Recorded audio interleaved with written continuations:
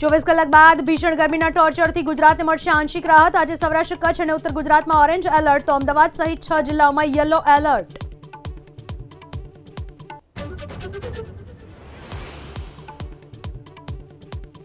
મુખ્યમંત્રી ભૂપેન્દ્ર પટેલનો ખેડૂતો માટે મહત્વનો નિર્ણય। નર્મદા કમાન્ડ વિસ્તારમાં સિંચાઈ માટે 1 મહિનો વહેલું અપાશે પાણી। 13 લાખ ખેડૂતોને થશે સીધો લાભ।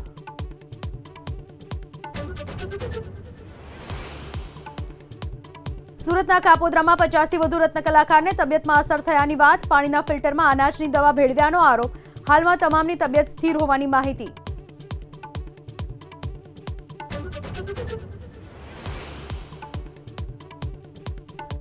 રાહુલ ગાંધીના ગુજરાત પ્રવાસનો વધુ એક કાર્યક્રમ તૈયાર। 15મી એપ્રિલે રાહુલ ગાંધી ફરી આવશે ગુજરાત। જિલ્લા પ્રમુખોની નિમણૂક અંગે રાહુલ ગાંધી કરશે બેઠક। डिस्ट्रिक्ट कमेटी और डिस्ट्रिक्ट प्रेसिडेंट को हम पार्टी का फाउंडेशन बनाने जा रहे हैं।